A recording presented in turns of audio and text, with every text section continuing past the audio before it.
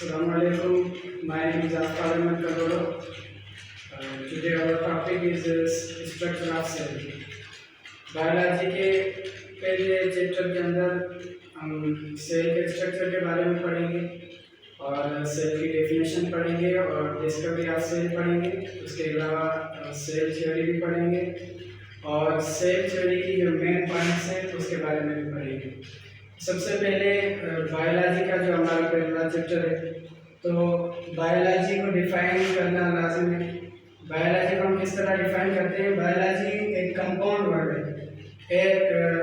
इस compound word के अंदर हम दो लफ्ज़ पढ़ते हैं, एक बायो और दूसरा लॉजी। तो बायो की माना हम लेते हैं अक्सर लाइफ और लॉजी की माना हम लेते हैं स्टडी ऑफ। तो बायोलॉजी कंबाइंड मीनिंग जो हम लेते हैं वो स्टडी ऑफ लाइफ लेते हैं। तो biology is the compound word of Greek language that means the study of life. So biology का जो हमारे पास फर्स्ट चैप्टर है वो सेल स्ट्रक्चर है। सेल स्ट्रक्चर के बारे में सबसे पहले हम सेल की डिस्कवरी पढ़ेंगे कि सेल को किसने डिस्कवर किया। तो सेल को सबसे पहले डिस्कवर करने वाले का नाम है रॉबर्ट हुक, जिसने 1665 ईस्वी में सेल को डिस्कवर किया था। और सेल को डिस्कवर करने के लिए इसके पास जो ट्री थी उस ट्री को हम कहते हैं ऑक ट्री। ऑक ट्री से इसने सेल को डिस्कवर किया था पहली दफ़ा और इसने सेल को नाम दिया था सेलुला। सेलुला नाम दिया था। सेलुला की माना होती है खाली जगह। सेलुला की माना होती है खाली जगह। तो इसने सेल को जब डिस्कवर किया तो इसका मकसद ये था कि सेल खाली होता है।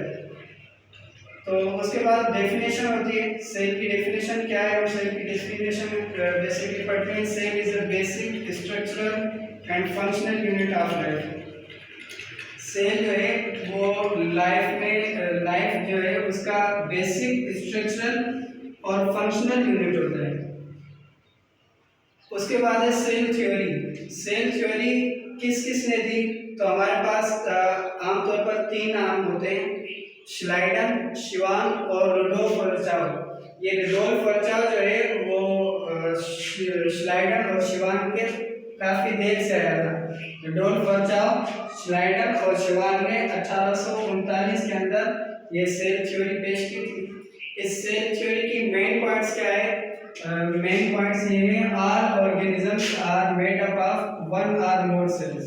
इनका कहना यह था कि दुनिया के अंदर जितने भी सेल हैं या तो वो किसी एक सेल से बने हुए हैं या तो वो बहुत सारे सेलों से मिलकर बने हुए हैं। और जो जानदार एक सेल से बने हुए हैं उनको हम यूनिसेलुलर कहते हैं और जो बहुत सारे सेलों से मिलकर बने हुए हैं उनको हम मल्टीसेलुलर कहते हैं। उसके बाद दूसरी पॉइंट जो हमारे पास है, cell is the basic unit of life. Cell जो है वो हमारी ज़िंदगी का या किसी जानदार की ज़िंदगी का बेसिक यूनिट होता है। उसके बाद all cells arise from pre existing sales.